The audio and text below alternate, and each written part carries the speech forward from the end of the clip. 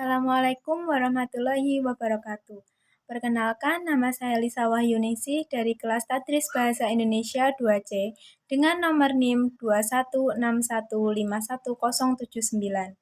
Saya di sini akan sedikit menceritakan sebuah kisah novel yang diangkat dari aplikasi Wattpad dengan judul Hi Ustadz Agam yang ditulis oleh Linda Utami 919.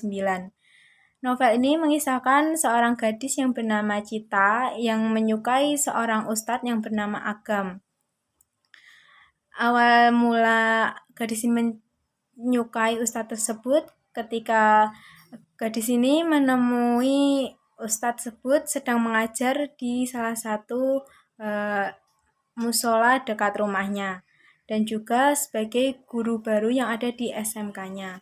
Pada suatu ketika gadis ini ada sedikit konflik di sekolahnya yang mengharuskan ia dikeluarkan dari sekolah tersebut dan kedua orang tuanya memutuskan untuk memindahkannya ke salah satu pondok pesantren yang juga kakaknya sekolah di pondok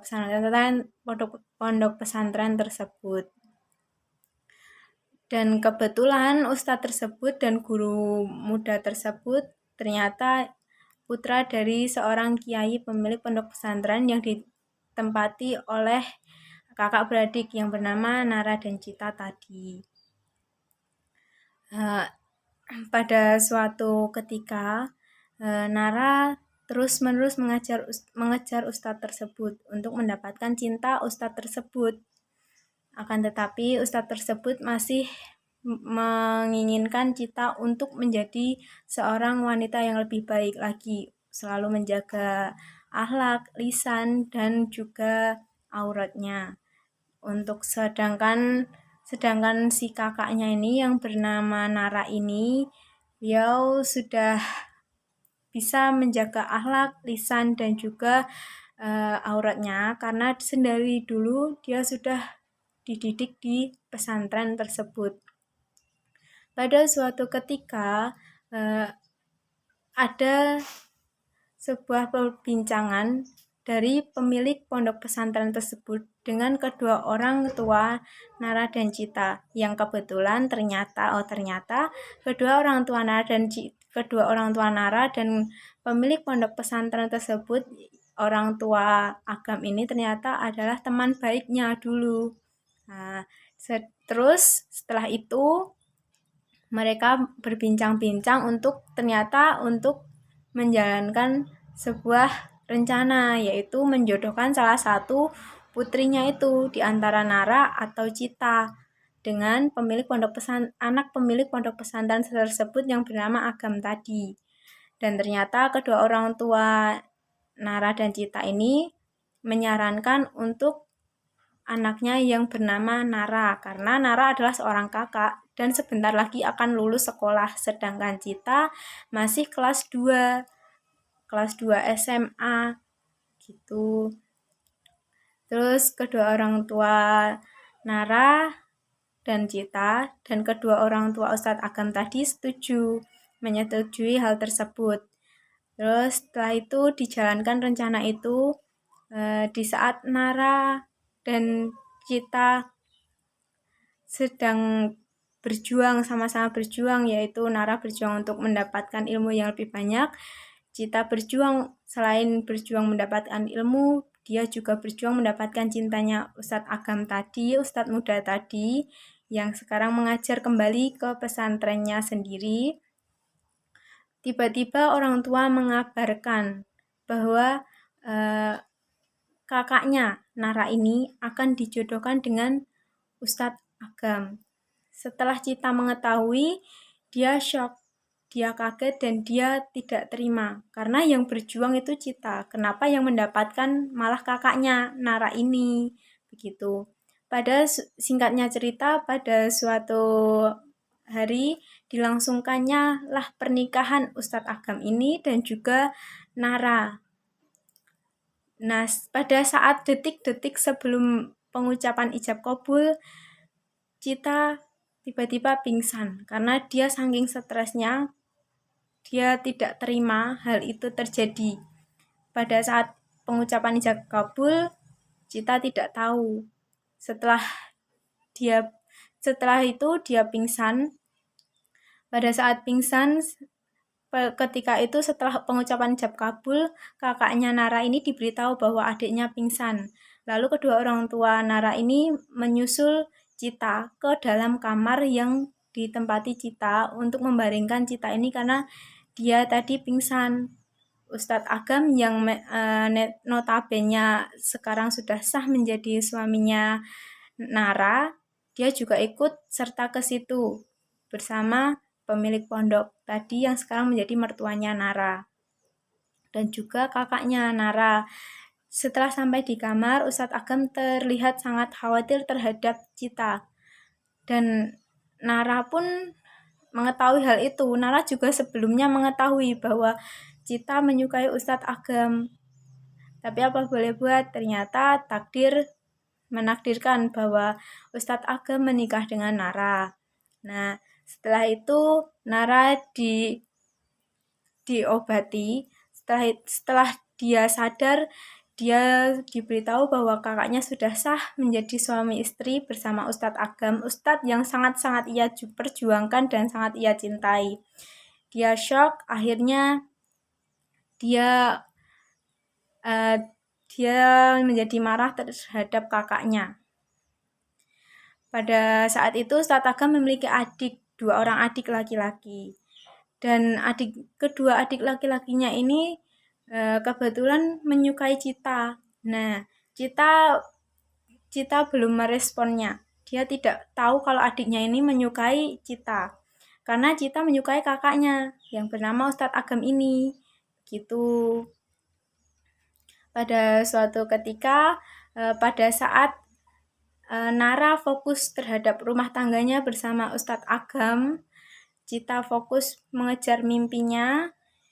Tiba-tiba datanglah lamaran dari dua orang laki-laki, yaitu adik Ustadz Agam ini. Kedua adik Ustadz Agam ini melamar satu orang wanita, yaitu Cita tadi. Nah, Cita tidak bisa menjawab karena apa? Karena Cita juga tidak memiliki perasaan kepada kedua adik Ustadz ini, kepada kedua adik Ustadz Agam ini. Cita menolaknya dengan secara halus dengan beralasan dia ingin fokus ke sekolahnya dulu. Terus setelah itu pada hari kelulusan, Cita memutuskan untuk melanjutkan sekolah di Maroko, sebuah universitas ternama di Maroko.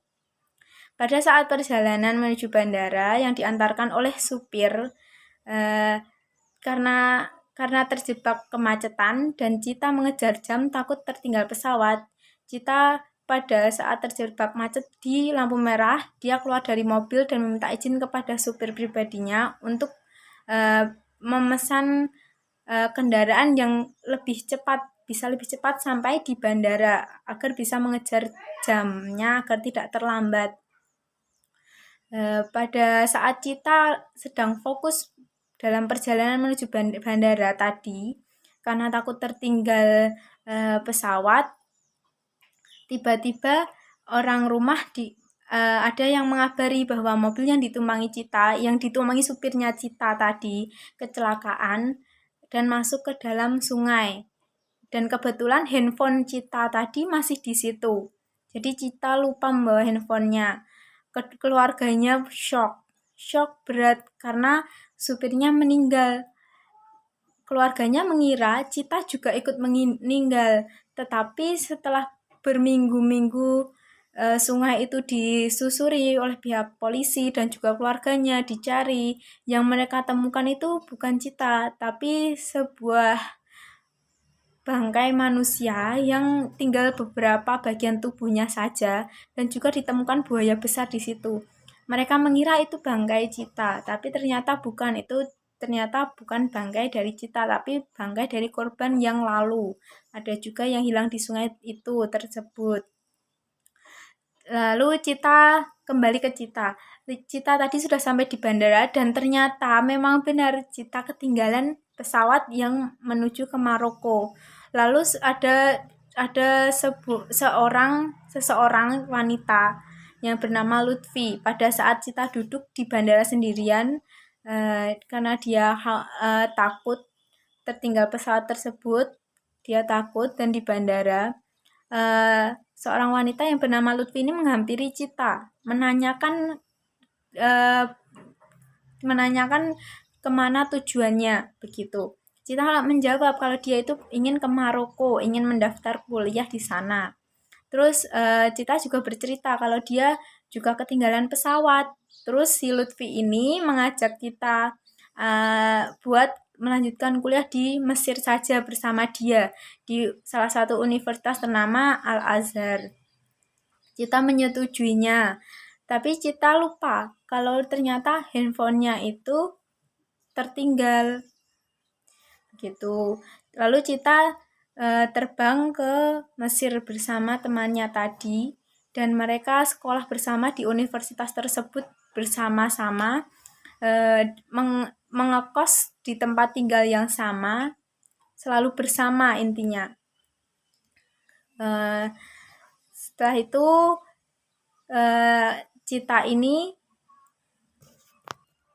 pada saat di Mesir, dia karena saking tidak sukanya dengan kakaknya, ini dia tidak ada rasa ingin untuk mengabari orang rumah karena dia merasa dia ingin menenangkan dirinya terlebih dahulu di Mesir. Tapi ternyata pilihannya kurang tepat. Karena apa? Karena keluarganya di rumah sangat mengkhawatirkan dia. Sampai-sampai keluarganya di rumah mengadakan sholat gaib karena mengira anaknya ini yang bernama Cita ini ternyata sudah meninggal. Tapi kenyataannya Cita masih hidup dan melanjutkan sekolahnya di Mesir. Pada suatu ketika di kediaman Cita, seorang suami istri baru ini, yaitu Nara, ternyata mengidap penyakit yang sudah parah. Penyakit ini sudah beberapa kali diobati, tapi tidak disembuh, yang akhirnya mengakibatkan Nara meninggal dunia. Begitu. Setelah itu yang kehidupan Cita di luar negeri, dia fokus belajar hingga suatu hari ia mengabari ibunya. Kalau mengabarkan kalau dia sehat, masih melanjutkan sekolah, dan ibunya keluarganya, orang tuanya Cita ini shock, kaget, ternyata anaknya masih hidup. Begitu. Nara sempat melihat telepon tersebut. Terus Nara akhirnya juga senang. Sebelum dia meninggal, dia sempat melihat adiknya itu. Tapi setelah itu Cita kembali menghilang. Entah kemana, tiba-tiba handphonenya tidak bisa dihubungi, nomornya tidak bisa dihubungi. Ternyata Cita masih ada rasa tidak suka dengan si kembarannya ini, kakaknya ini, Nara ini. Begitu. Terus setelah beberapa tahun tidak pulang ke Indonesia, dia di Mesir. Setelah hari kelulusannya, pada saat hari raya Idul Fitri, dia memutuskan untuk pulang ke Indonesia untuk menemui keluarganya. Pada saat pulang ke rumahnya itu kosong. Ternyata ibunya sedang pergi, ayahnya sedang dinas. Dan setelah itu dia istirahat di rumah. Setelah istirahat di rumah, orang tuanya pulang. Setelah pulang, dia melepas rindu dengan kedua orang tuanya. Lalu setelah beberapa hari, dia melanjutkan kuliahnya di Indonesia di Universitas Al-Azhar juga. Dia tanpa sengaja bertemu dengan seorang ustadz yang dulunya ia sukai dan menjadi suami kakaknya ini. Dia belum siap, akhirnya dia buru-buru pergi. Setelah pergi, tanpa ia sadari, kakinya terpleset dan masuk ke salah lubang yang mengakibatkan kakinya berdarah. Tanpa disengaja, ustadz tersebut juga kebetulan lewat di situ, dan ustadz tersebut menolongnya. Akhirnya setelah menolong Cita, membawanya ke rumah sakit dengan bantuan orang lain karena tidak mungkin mereka bersentuhan karena bukan mahram. Agam mengantarkan Cita pulang dengan cara memesankan Cita taksi dan Cita diantarkan sampai ke rumah. Setelah melihat Cita sampai di rumah, Agam menjadi tenang dan Agam pulang. Cita juga pulang istirahat di rumah. Pada suatu ketika, singkat cerita, Agam telah melamar Cita tanpa Cita ketahui. Agam melamar ke kedua orang tua Cita. Terus setelah beberapa bulan, Agam baru ngomong ke Cita bahwa dia ingin mempersunting Cita ini. Cita masih belum memberi jawaban, dan setelah beberapa minggu akhirnya Cita memberi jawaban dan ia mengiyakan kalau dia akan menerima pinangan Ustadz Agam ini. Nah, dari sebuah novel tersebut kita bisa mengambil hikmahnya, yaitu semua butuh proses. Apa yang kita inginkan itu butuh proses, tidak bisa instan. Ya, mungkin dengan novel tadi kita bisa belajar apabila kita menginginkan sesuatu kita harus berusaha. Selain kita harus berusaha, kita juga harus berikhtiar dan mendekatkan diri kepada Tuhan supaya apa yang kita inginkan itu bisa terkabulkan dan menjadi yang terbaik untuk di kemudian hari untuk kita. Hidup butuh proses, tidak bisa instan. Tuhan telah menuliskan siapapun jodoh kita, bagaimanapun nasib kita ke depannya, sudah menuliskan itu. Tinggal kita mau berusaha atau tidak. Berkat kegigihan seorang Cita dan tawakal dan juga ikhtiarnya selama dia menempuh pendidikannya, akhirnya Tuhan menjodohkan seorang Cita ini dengan ustadz yang sangat ia cintai waktu dulu sampai sekarang ini.